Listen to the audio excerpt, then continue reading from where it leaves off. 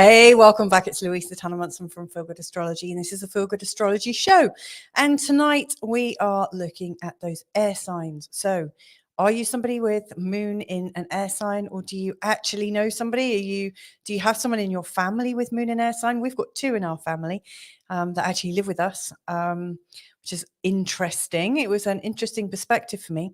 I mean, the whole elements are interesting, aren't they? You know, like fire, earth, air, and water. And wonder what the breakdown is for you and your family. Now, how has your day been? And tell me, where are you watching from and who are you? So I can welcome you. It'd be really lovely to welcome you in here and find out what's been going on for you, because I've had a funny old day. You know, I was getting ready to do some client recordings. And, I was listening to the tail end of my husband's live stream this morning. And all of a sudden we had this blackout. And I was like, oh no, there goes my work. And then we found out it was because of somebody down the road doing a bit of work. And, they just took the electricity out for everybody, not realizing that people work from home. And so instead we went to the beach. I'll be working later tonight instead. But, it's a funny one. And then a bird pooed on me while I was at the beach. And you can see I've been at the beach all day. Look, it's looking a bit red. I managed to tone my hair, not my hair, but my face down a little bit. But I got pooed on by a bird today. Like a seagull did a massive flyby, which is funny because, the bird is in the air and I am talking about air signs and the gifts of air. So, let's get cracking. I mean, how we normally do this is I start with the update for the following day, tomorrow's forecast, and also pick a card out and then sort of dive right in. So if there's something you want to know about in particular, if you've got a question about the air signs, just to let you know, are Gemini, Libra, and Aquarius. And so, not got any comments yet. I'm wondering what's going on. It's funny because air sign is all about communication and talking. It's ironic. Normally got loads of comments by now. Anyway, I digress. Let's bring on the forecast. Let's find out what's happening tomorrow. So, where is the button that I need? So here we go. Oh my goodness. Thursday the 27th then. So we start the day quite romantic, quite excited, unusually connected, and kind of in the right place at the right time. It's always a great way to start the day like that. So always look out for these connections with other people that could lead into something rather spectacular. The moon later goes into the sign of Leo, so we're feeling a little bit more centrist. We want to be the center of attention. We want to feel that warm glow of being important in somebody's life. And this is where the control issues start. So it feels like, we are being absolutely manipulated into being a certain way. And we're really, really hot on it. The moment you feel that sense of, oh, I'm being manipulated, it gets a bit wonky. And the Mars goes into a square with Chiron, which, to be fair, has been playing out for a couple of days already, but it goes exact. And that is where we start to feel kind of horrifically hurt. We start to notice where where we stub our toe emotionally and we're hopping around thinking, it really hurts. So just be really, really mindful that, things are heating up a little bit on Thursday, especially as you get further on into the day. Don't worry though, because things are calming down Friday, Saturday, Sunday. So stay tuned. Join me tomorrow and I'll give you the update for the longer weekend. Well, I never. So we've got some comments in, so that's good. But how bizarre. This is the same card that came out yesterday. And if you just saw me, I just did a huge old shuffle. So we got Ariel again from the messages from the angels, which is Doreen Virtue. I should put in a caveat. I don't think she stands by her angel cards anymore. I think she has had a change of heart. But this is a reminder, and again, really, really perfect timing for this air conversation that we're having. So Ariel says, new psychic and spiritual experiences are changing the way you view the world and yourself. This might be for me as well, obviously. Maybe I'm too thick. I need to kind of smack it into my head.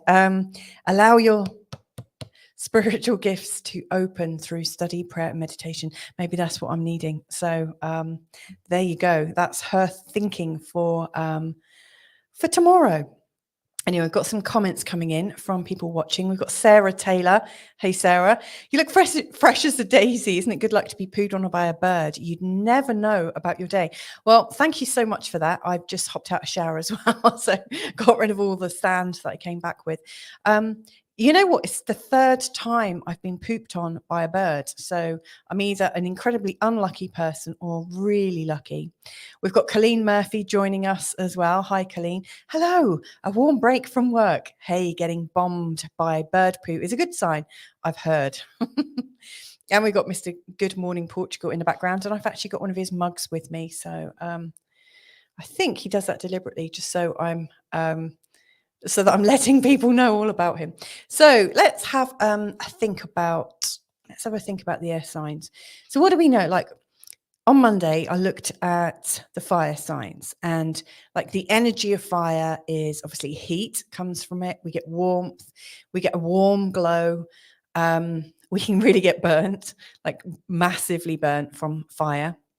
And that really does kind of ring true. You know, a lot of people who have got the moon in a fire sign tend to be a little bit more edgy and defensive, and very, very good at like stating their boundaries. I always find that really good. And they are so warm and effusive and really kind of spread their joy, I guess. They emit like a fire or like the sun. Now, yesterday we did Earth, and that's got a very, very different kind of feel. You know, it's it's very, very grounded, very rooted.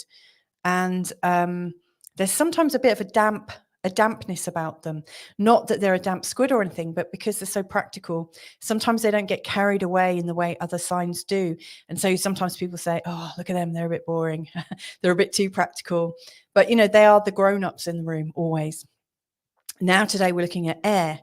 And so I had a really good sort of opportunity to really experience the energy of air because I've been in the air all day, being burnt by the sun. But one of the things that I notice about, and I've called the show The Lightness of Being, you know, the air sign moons in particular, but all people with a lot of air, they tend to really be visual. So I'm crossing over now a little bit into NLP. So neuro-linguistic programming, you know, they are definitely the ones that are visual. You know, they're really picking up on all the vision around them. It's very much about what they see, because obviously light and color is all transmitted through the air. They're very, very social. And if you think of air, it doesn't really sit still. It's always moving. It's always circulating somewhere. And it's very, very free. And you can't even see it half the time, but it's there and it's always moving around. Like with a fire, even though it can be expansive, you get an idea as to where it is because you can feel it, but the air, you really can't. And we need the air as well. You know, without air, we wouldn't be able to breathe. We wouldn't be able to sound. We wouldn't be able to make sound. We wouldn't be able to talk. And these are all really air themes. They're very, very social. They're absolutely necessary. They're the life and soul of the party. They're very much mental. Like if you think of air as in a medium to, or light, if you think of light as a medium to transmit information, we have seers. We have people that, I mean, air signs tend to flit around a lot. A bit like the internet, you know, there's lots of things going on at the same time with the air signs. It's very sort of cerebral, not so much in the body. So a lot of people that have a lot of air sometimes find it very difficult to connect in their body because there's so much in their heads about what they're seeing and what they're relating to. And again, to use an NLP kind of neuro-linguistic programming kind of worldview, the visual people, they're the ones that are most changeable. They see things coming and they look at what interests them. Whereas the other modalities, in particular Earth, which is very much feeling based, you know, they're much slower to react to things, whereas the air are really, really fast. So that's a little kind of idea about the element of air. So we've got a couple of comments coming in. So Sarah Taylor, I'm an air sign, but sometimes I feel like more like fire sometimes. You've got a really good mix, if you don't mind me sharing, Sarah. You've got a really good mix between air and fire, I would say, having looked at your chart very recently. Good morning, Portugal. That's Carl downstairs. He's saying we could talk about Doreen on a Barefoot broadcast sometime. Yes, I'd like to do that, actually. That would be really good. We've got Jay Atkinson joining us. Hello, lovely Louisa. Hey, Jay. And P.S. Carl, we don't talk about Doreen. No. Okay, that's why I don't sing. And Sarah's saying, but I have been called mental. There you go. I think it's actually a badge of honor if anyone recognizes a fellow mental person. At least it shows a lot of honesty, because who doesn't have moments of needing a little bit of time out just to think about things. And Jay's laughing along, so that's great. Right, so let's bring up the main order of today, which is about the moon. Now, I'm going over this a little bit just to re-clarify what the moon is about. I've spoken about it yesterday and on Monday, but the moon, it changes signs every 2.5 days. So it's very, very fast moving. And it's very much about our emotions, our psyche, and our fertility. Now, something I haven't already mentioned, I mean, obviously, our fertility patterns are tied in with, allegedly, with the flow of the moon. But if you think about life on Earth, the tides, I mean, I was watching the sea coming in and going out today, and all of aquatic life. We were talking about the moon yesterday briefly, when Richard Laws asked about how the moon affects gardening. And there's definitely a lot of correlatory information about, when you plant, when you cull things, when you're pulling out stuff in your garden, and how to do it in tune with the moon. I also have my hair cut once a year, roughly, and I will always do it in the waxing phase, like when it's growing, and I will usually try to do it when the moon is also, so it's in a waxing Leo phase, because the Leo energy with hair is really quite magnificent. So I like it to grow, and I like it to grow thick, and there are almanacs that you can buy. I mean, locally here, even in Portugal, if you're a gardener, you can buy the local almanac, and it will tell you about the seasons and the tides and things like that. And it's all there. It's all related. Really shows us how we get triggered. And if you think about it, there's a lot of anecdotal energy or information about freaking out at the full moon, and also getting super sensitive at the time of the new moon. And if we think we just had the total lunar eclipse 2 weeks ago, or was it just last week? Time's going so fast now. It's just last week on the 20th. And when we have these moments in time where the sky suddenly goes dark, and we're not expecting it, animals go crazy, the birds go crazy. Everything knows that something is unusual, something out of usual is happening. And so we get triggered. We get that sense, that like instinct, that like it's hardwired, this kind of wariness, like something is not quite right, something has changed. The moon also shows us our children, our mother, and our feminine line. So like I shared on Monday, and this is kind of interesting, I've got 2 air sign children, 2 air sign moon children, and the other one is a water sign moon. Now, allegedly, and I think this bears out, when I look at the charts between mums and children, which I do a lot. I work with a lot of women, and most of the women I work with have had children, or are exploring their infertility. So it's a very, very strong theme for the readings that I do. And what I notice is how our moon shows up. It often really describes our mum. And so, like I said, with 2 air sign moon children, they're describing a mum who is more in her head, who is kind of philosophical, who is like looking at the airwaves in particular, or planetary patterns, all very sort of visual things.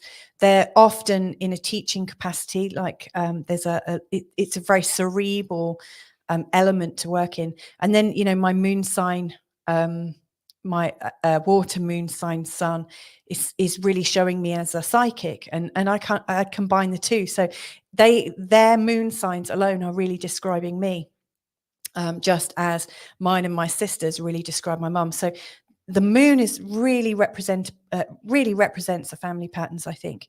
Also shows how we handle our mental health. Like, let me know where your moon is if you know, and I'll give you a couple of keywords later on about, what you might need to look out for in terms of your mental health. And it really shows our needs, like what are we craving right now? So like our needs, they go beyond our personality, they go beyond rationality, actually. Well, we've got our physical needs, but we also have what we crave. And again, it's very much a moon thing. So let's have a look at the moon in Gemini, our first one. Just going to check and see if we've got any comments first. We've got, so Richard is also saying, hey, Richard, by the way, thanks for showing up. Does mental show up on charts? You know what mental does? There are lots of different ways we torture ourselves. And I wouldn't want to say mental as in, somebody is having mental issues. I mean, we all, I believe, having looked at hundreds, thousands of charts, I would say we all have a tendency to go into ourselves a little bit in a way that animals maybe don't. I think captured animals and animals that live with humans tend to take on a kind of psychological, they are slightly psychologically different to wild animals. And there's something about humans, is it because we know that we exist? What is it that makes us turn ourselves around in our head? Is it the ego? Who knows? But yes, there are definitely some signs where you look at a chart and think, wow, that could be quite unstable. Neptune can be one of those planets that really shows where we have difficulty understanding the reality as it shows up in our life. And that's not to say that that makes somebody mental or that they have a mental illness. It may actually be that they're the ones that see that the life that we're all living is actually fake. And that's something that I think is, maybe I'm one of those people with a strong Neptune. There are certain planets and planetary energies that are very suited to the kind of life that humans in the Western world really live. And then there are some charts that show a little bit maladapted to this kind of world. And to be fair, I'd love it if someone could look up that phrase. And it might be Carl that manages to do it if he's still listening. But there is this phrase, like somebody said, to be adapted, to be mentally adapted in the Western world is indeed a mental illness, or something like that, because there's nothing really natural about the world we live in. It's just a constructed reality that we've all accepted is where we are. So yes, I see some charts are more adapted to routine and habit, and following rules, and being and not seeking to follow their heart and their spirit. And I think people like that tend to do quite well in life. And then there are people who are absolutely in their spirit, in their heart and in their integrity. And I think sometimes it's very difficult for them to adapt to a world where there's views and there's norms and there's expectations, and that you have to earn money to be able to share the gifts that you've got. It's very difficult to survive just by sharing your gifts, because it just doesn't tend to work out in the way that maybe the idealistic people are hoping for. So I don't know if that answers your question, Richard. There are so many different ways that we could see mental illness. The thing that I would also just add is, one of the things with a birth chart is, yes, it describes an energetic or a tendency, like it maybe describes your map of the world and how you might relate within that world. But I think it's also important to see it in the context of your evolution and your growth. So if I was to read your chart when you're 5, and then your chart when you're 20, and then your chart when you're 40, I might notice that when you're 20, you've gone through a really big aspect that would have changed how you view your map of the world. And of course, once that changes, you're a changed person. So I really see that mental illness or feeling very sensitive and ill-adapted for this world, I really see it as something that changes and flows. I hope that answers your question. Maybe do a show on it. I think it would be quite useful. Carl is saying, has everyone liked Louisa's channel? She's at 399. Yeah, I've got 399 subscribers.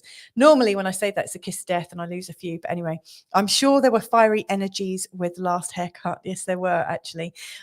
Willie B is saying good afternoon. Hello, Willie B. And hello, Gillian. Good evening. On double speed catch up again. I love how you do that. I absolutely do. Sarah is an Aries moon. Yeah, Aries moon people, they tend to get into situations quite quickly, and they tend to be quite headstrong and really certain about what's going on. And that's fine while that all works out, you know, because they're following their heart and they need to lead themselves. But they can get really, I think, I think they start to sicken when they have to kind of share what they're doing in a way that compromises or waters down their vision. You know, it's really hard for them to keep on at the same pace with people that are interrupting. I think they really do need space until they are able to say, hey, I need help. You know, it has to come from them. So I think they're most positive when they're left alone to do what they want to do. And to ask when they need help. And I think mental illness comes from not having the freedom to do that, I would say. Jay Atkinson is saying, most definitely I was affected by the lunar eclipse. I felt like I was having a total lunar eclipse of my mind, in fact. Well, I'm sure Jay won't be, I'm sure you're going to be okay with me just revealing that actually Jay had her birthday on the day of the total solar eclipse. So it was absolutely tied into her birth chart and is showing a huge shift and a huge change for this year ahead. Carl is saying, maverick psychiatrist R.D. Laing once described insanity as a perfectly rational response to an insane world. Thank you very much. Very helpful. And Richard Laws is saying thank you. And Jay is just smiling. So let's talk about the moon in Gemini then. So like with the other episodes that I've done where I've been talking about, and I hope you're okay to stay a bit longer. These are usually half an hour, but I've been chewing the fat a little bit. So it's going to probably be about 45 minutes in total. But in the last two, when I've looked at the 3 fire signs and the 3 earth signs, and now the 3 air signs, we've got one of each are in a fixed modality, one is in a mutable modality, and one is in a cardinal. Now, the moon in Gemini is known as being, it's our first air sign, and it's known as being mutable. Now, if you remember, that's about changing and being kind of really laid back. So we've got the energy of air, which is almost like you have to work really fast to be able to see it moving. You know, it's faster than the speed of light. It's really translucent. Air signs tend to really love bright colors. And I really think the moon in Gemini people in particular are like little butterflies, which is why I've put they are like a butterfly. They're friendly, they're bright, they're curious. They're like a little bee buzzing around, seeing a bright flower, off they go. And it's like butterflies. They flit from place to place. And it's almost like they're completely committed and consumed by what they're doing in that moment. They're feasting on the brightness and the lightness and the novelty. And then all of a sudden they catch wind or a smell or something, a sight, and they're off. And you just cannot contain them. And so I really see that as being, you know, Gemini's. I mean, that might be why, you know, on the counter side, you know, the Gemini reputation can be about fickleness, or, you know, that they're two-faced, which I think is a really antiquated way of looking at the Gemini sign. And here is the sign, and you see it's like the twins. So again, you've got the idea of one coin with 2 sides. Now, Gemini, the sign of Gemini is ruled by Mercury. So you've also got to pay a little bit of attention to the planet that rules Gemini. So it's almost like having the moon and Mercury together. Mercury is the ruler, and Mercury is a mental planet. It is about thinking, communicating. It's about commerce, and it's about illness as well, actually, because illness is like a state that comes over us, and hopefully we pass through. So there's a lot to do with medicine in, you know, captured in the planetary energy of Mercury. You know, mercurial Things change with Mercury. So Gemini's really changeable. They really need variety. They're light touch, like a little butterfly. They go from little point of interest to point of interest. They're known as being a jack of all trades. And that's a sort of Gemini personality. But in terms of the moon, which is more about their emotions, they are light touch with their emotions. They don't want to go too deep necessarily. They will go deep, but they won't do it straight away. They are very, very light touch, and they're very funny. They're curious. They see lots of different things, and so they've got a lot of material to compare everything to. Now, emotionally, and I think because of Mercury as well, which is very, it's kind of a youthful planet. They're very fresh in their approach with their emotions, very youthful and kind of innocent. They're also a little bit detached, a bit like children. Sorry to, compare them to children. But for instance, we've got 3 children between the ages of 4 and 11. And you can't necessarily have a really in-depth conversation. I mean, sometimes, we do lapse into it, but it's kind of rare because they are on to the next thing. And, they might ask me a question and I like to answer things fully, and you'll find out a bit more about my chart, I'm sure, as we go like through this whole show, not this one, but, in future episodes. But, I'm not able to just answer something really, in a small answer, as you might notice. I like to go in depth, which is really sort of characteristic of my style. And I lose them. I probably lose lots of viewers while I do this as well. But, they are very talkative and they're moving on, and that comes across in their emotions. Now, with their relationships, again, they're busy because they need things to do and to get their attention. They're colorful, they're changeable. So, they are characteristically, they will get distracted in their relationships until they're really established. And, for them, they need somebody that is equally interested in the world. They need somebody that's going to be bringing them new things and exciting things, new places, new books, new music. And it's about the senses. They're feasting the senses all the time. They absolutely hate conflict because they don't like heaviness, but they do like a little bit of banter, and they do like playing devil's advocate, and they will use sarcasm and wit, like they've got this very quick intellect. In fact, Mercury is really, really strong in the sign of Gemini. And so these moon in Gemini air signs, they are absolutely very clever and very much able to turn around an argument if it was to occur. So they have these little strategies to get out of and through conflict. It's very clever. In terms of their health, they are quite nervous because they've got a busy mind and they're always on to the next thing. So they do get bored quite easily, and that you may well find that they get disassociated, like they're not really in their body, they're really in their mind. It's like if you were to ask an air sign, particularly a Gemini or maybe an Aquarius, like, where are you in your body? Like an earth sign would probably point to the whole thing, or maybe the stomach, but they would be really in their head. So it could be quite difficult to root out the cause of what's making them ill. I think so long as they are excited by life and moving forwards and able to see lots of beautiful things, they will probably stay quite healthy and quite fit and quite trim. However, because they're a bit disassociated from their body, they can't quite articulate what's going on. So there you go. That's the moon in Geminis. Now, I wonder if you know anyone that's got this pattern. And you would see this come up a little bit in other Geminis as well. Jay Atkinson saying, nothing wrong with talkative, lovely. I call it communication. And some of us have come to do that job. Thank you. And you're a very good communicator as well. You're a very good person, and very good at telling stories and delighting people, Jay. I love your stories. So the next air sign is the moon in Libra. So that's our second one. And it's cardinal. So you've got the energy of air, which is social, it's light, it brings in energies, it's mental, it's about the airwaves somehow. But cardinal is a go-getter.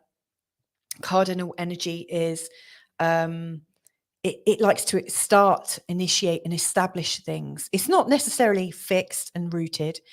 but it's not all over the place in terms of mutability. You know, it likes to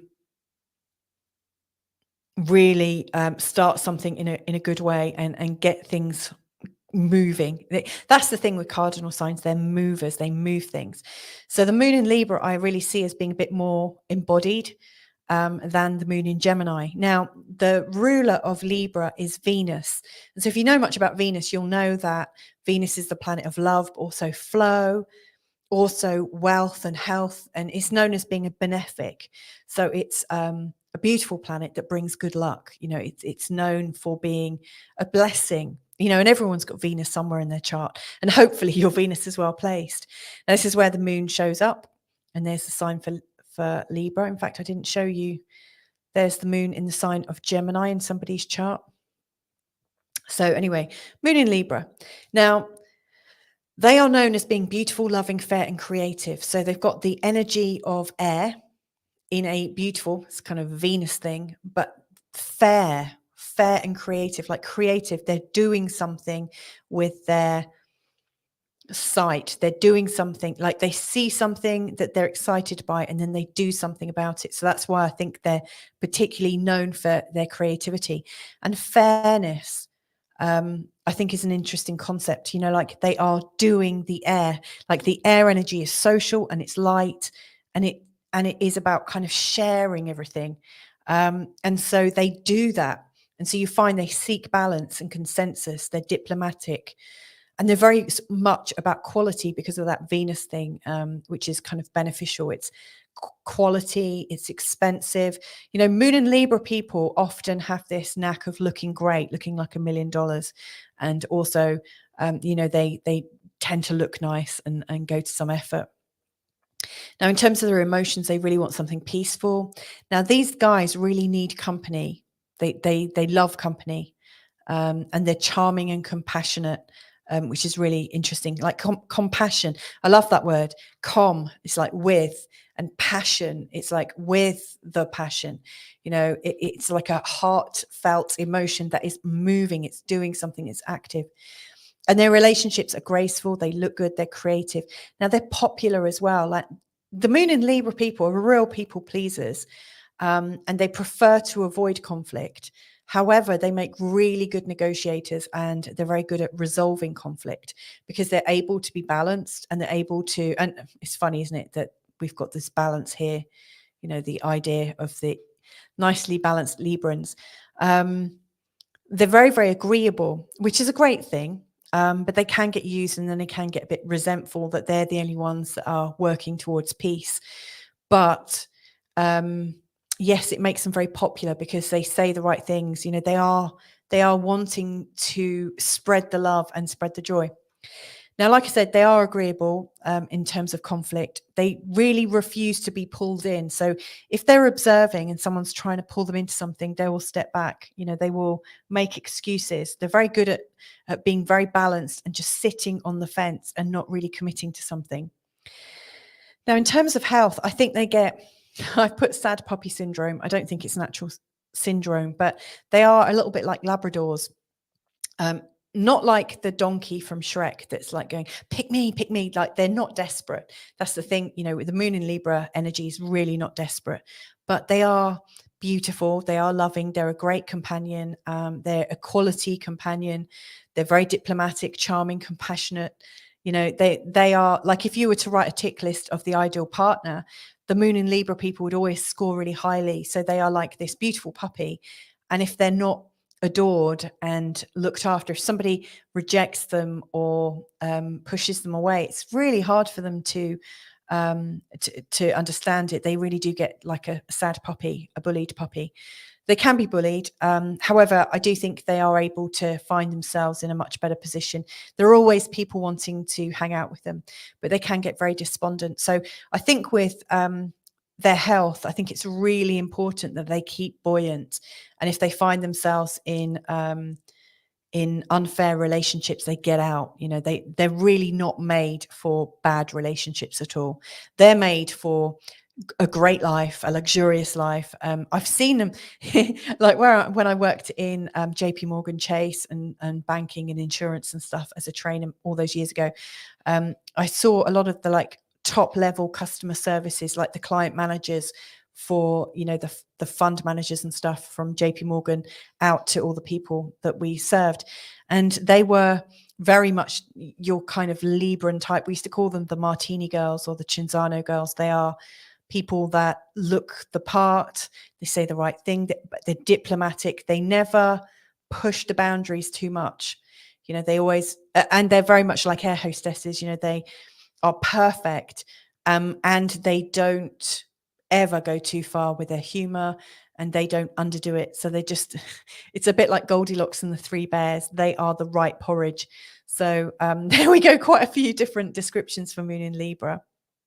And again, I wonder how many of you recognize that type in other people around you.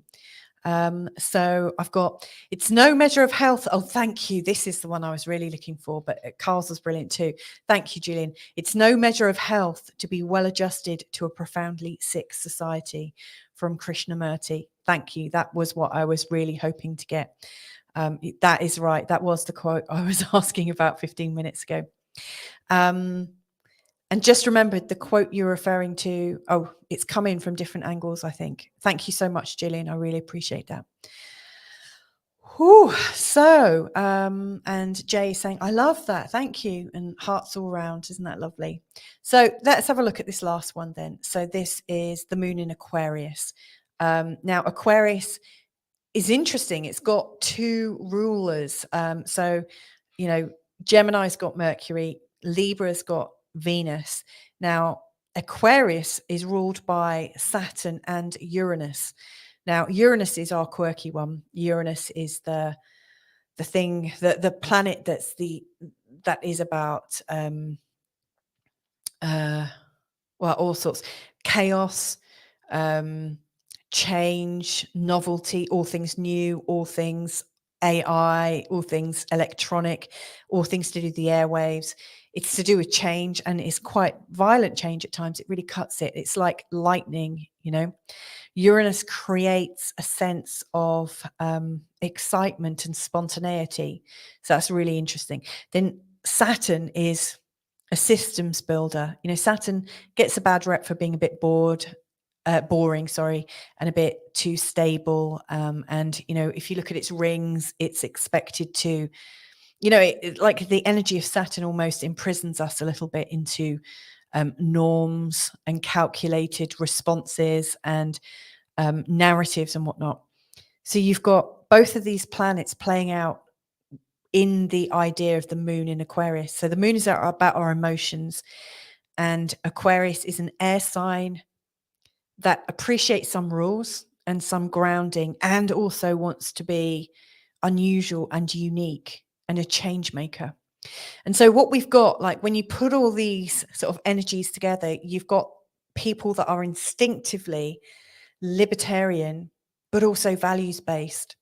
It's a really funny dynamic, and I really do see it played out right now, actually, in terms of liberalism and socialism and social ideals and all of the ideas of diversity and inclusion and equity and equality and yeah, it's all really, really playing out beautifully to observe. Just as Pluto's gone into the sign of Aquarius as well. It was just, you could feel it coming up. But anyway, it's the third air sign and it's fixed. So that's the other key thing. It's fixed, it's very rooted, and it's very much in its head. So Moon in Aquarius people, you know, it's an air sign, which is mental, and it's fixed. So it's like fixed views and really sticking to your views. And it's values based. Like Uranus is about originality and difference and being different and maybe shocking and creating new stories and creating new ideas. So it's very inventive. So at some level, there's a fixed idea about difference. And with Saturn, there's this sort of this desire to norm differences. Now, I've seen this change a lot in the last 5 years, I have to say. And I've worked for CSR companies, like corporate social responsibilities. Like corporate social responsibility is a huge area right now. And it's epitomized by this sign of Aquarius. It really is. So what we get here is we get really observant people who are very much in their heads, and feeling their thoughts. And it makes them judging. And that's a funny thing. This is almost like, it makes no sense, actually. Why is that? Aquarians, they absolutely believe in freedom and the ability to be yourself. And at the same time, recognize that people that are stopping you from being yourself need to stop doing that. So it's like people want to be themselves, but also want to control how other people are about it. And it's such a paradox, because obviously if you want to be yourself at some level, you should let other people be yourself too. So we've got a very sort of observant sign and quite a judging sign too, that's really into all sorts of corporate social responsibility and making a difference. And I absolutely love that side of the Aquarian energy.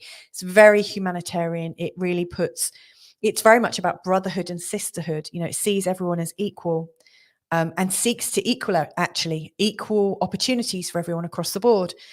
And it's systems based. And I think that's where it goes down almost, because the beauty of the vision, when it becomes sterilized with rules and mandates and this is how it has to be, all of a sudden it stops being humanitarian and it becomes a regime. So it's a really complex star sign, and it's going through some massive shifts right now, because Pluto, which is a very slow moving planet, is just slowly transitioning into the sign of Aquarius, and it's going to be there for 20 years. And wherever Pluto goes, it creates havoc for people. In recent times, we've had Pluto in the sign of Capricorn. It's going back into the sign of the late degrees of Capricorn later on in a couple of months' time. And it's absolutely transforming the lives of people born at the end of January, beginning of February.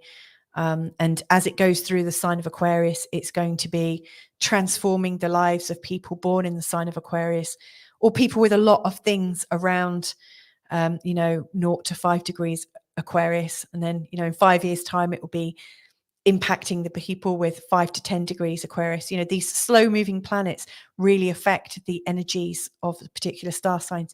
So people with moon in Aquarius, given that it's their moon, it's their emotions, they're the ones that are going to be going through this change the most, more so than people with their sun in Aquarius. The moon in Aquarius, it's their feelings, it's their psyche. And like I said, they're really mental, they're in their heads. Like moon in Aquarius is the least embodied moon sign, I would say. It's the most detached. It's really disassociated, because it thinks its values are more important than the reality or the body. It transcends itself with values, and it can be really difficult to know how to relate in a really human level.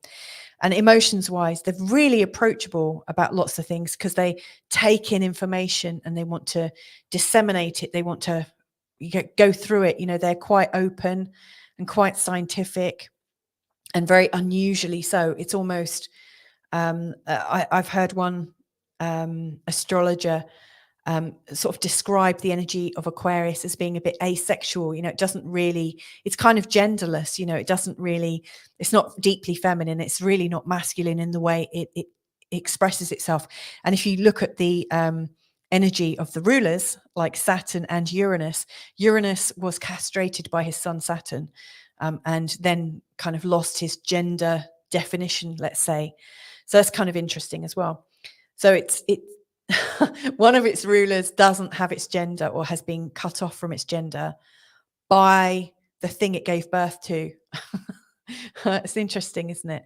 That the system in place castrated it. In terms of relationships, their relationships absolutely have to be unique, and their boundaries are very different to somebody with, say, moon in Pisces or moon in Scorpio. They'll have very different boundaries in their relationships to people with moon in Aquarius. They really value freedom, and they don't really want to tell their partner what to do. They really think that everyone should come into things and be respected. And so from that perspective, if you're expecting more from the person you're with and they've got that pattern, you might find them detached. You might think they don't care, when in fact, it's not that they don't care. It's just like, why would they care? They've got a very different way of seeing things. So that can create problems, because it kind of goes against the idea of what a romance is or what a friendship is. But they are real community people, and they put the community first. So they're not really personalized. They are really depersonalized. In terms of conflict, they're really able to speak up, which is really, really great. And because of their fixed perspective, they observe things and they will look at a lot of data and they will really believe the data that they've got. And they can really dig in. And one of the bad sides of it, I think, is, a virtue signaling, making other people wrong because of the views that they have. And they are really sort of diverse, in what they will talk about in terms of conflict. I do think they're quite conflicted at the moment, and I don't really think it's the Aquarian's fault or the moon in Aquarius' fault. I really think there's a bit of a spell going on humanity right now. I don't know if you agree or not. And forgive me if I am touching a nerve, because I'm not trying to, I promise. I've always associated myself with being quite libertarian and absolutely up for human systems and humanity, and for people expressing themselves with equality and respect, and that people should be able to be who they want to be. And in recent times, I think it has almost become so legislated that it's like everyone has to be different and respect difference. And if you speak out about it, it makes you wrong. So it feels very conflicted. Like, how can you be yourself and not allow other people to be themselves? That's where I see the flaw in the argument. And so I really feel for people with a very strong Aquarian energy, because I feel like there's that pattern has been crystallized, I see, in the narrative, in sorry, this wasn't meant to be so much about my views, but I think it's important. I think right now, like when we hear about news and we hear about governments and we hear about this, that, and the other, there are lots of things passed off as it is the right thing to do, and we must control that this is the right thing to do, which on the surface sounds like it's a fantastic thing. Why wouldn't you choose that? Because it's going to create equality and diversity. And yet when it gets mandated and fixed in place, it stops people from developing their consciousness. It stops people from working out what's right and wrong themselves. And it actually stops people from being themselves. Like, some people might just be very traditional, and it's alienating a lot of people, I see. So and Aquarius, like I said, it's about brotherhood and sisterhood. It's really not about alienating people. And yet I see that the way these arguments are coming over, they're not that empowering, I don't think. Anyway, that's just my personal view. And I'm interested to hear other people's viewpoints as well. So in terms of health then, one of the difficulties, I think, is that people take the social responsibility too far, or they take on too much. And we could probably argue actually that most people now are actually taking on too much responsibility. We put the weight of the planet on you. You didn't recycle that. You're killing the planet. And I digress. I'm kind of, sort of degrading that a little bit, but a lot of people are growing up with guilt now, and they're carrying guilt on their shoulders, and they're carrying the weight of the world on their shoulders. And I think people with moon in Aquarius really feel the responsibility of everything on their shoulders, and so will almost sacrifice their life to try and do it right. And because they're so fixed in their perspective, they're not able to see that when they're carrying the weight of everything on their shoulders, that they're actually hurting themselves. And so I think it's really, really hard. And I think they disconnect their intellect to their body so they can carry on with their quest and really not follow what's going on in the body. So I think we need to watch people, especially people with moon in Aquarius, but also all Aquarians right now, as Pluto goes into the sign of Aquarius. I think we need to love them. We need to help them connect back into their bodies, so that they feel human again, and that they can realize that actually they don't have to take everything on. They have to do themselves. So anyway, there's some thoughts. Like I said, I went a bit too far there, maybe, but who knows? Let's see what else is coming in. Dan's moon is in Aquarius. Well, that's really cool. And I wonder how much of that sounds familiar, you know. And Willie B, this is me, moon in Aquarius, 7th. Yeah, well, Willie B and Sarah, in terms of your hubby, I really hope that you're okay, you know, with the energies coming in. At some point, we all absolutely get Pluto either on one of our personal planets or in opposition, you know, to our personal planets. And it doesn't happen at the same time for everyone. But it's a really fundamental shift. And it really, I think, having gone through most of my Pluto aspects already, and all at once, you know, within the same decade, it transforms you and it puts you on another path. So Willie B, it'd be really interesting, especially seeing as yours is in the 7th, how your perceptions of other people and how you fit in with other people are going to change. And I would absolutely really recommend that if you can not judge yourself as harshly as you probably do, probably see yourself as other people see you would be much easier. So I really hope you go easy on yourself. As it'd be interesting to know whereabouts your moon is. Is it at the start of Aquarius, or is it, you know, a little way in? Because you can start to prepare for it. You know, I will do a video at some point, like coping with Pluto. And it would be interesting to see what's happened in the last couple of years for you, Aquarian, like Woolly B, because, and also for your husband, Sarah, because in the last couple of years, we've had Saturn going through Aquarius, kind of, he's like the fluffer, he's the warm-up act for Pluto. And so a lot of the themes that have come up and a lot of the restrictions that have come up in the last couple of years will be really playing out with the Pluto theme. So how that's affected you is likely to have a much stronger flavor over the next 20 years. Now, the great thing is, it is for 20 years, which sounds awful, but it actually gives you a long time to work through this. So you don't have to do it all in one day. But it's interesting just to pay attention to it. But I don't want to have terrorized you about it, Willie B. I'm sorry if I have.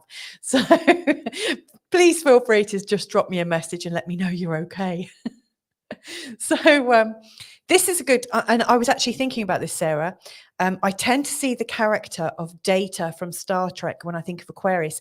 Now, I did know that there was a character in Star Trek, and I couldn't remember his name, and that is the character.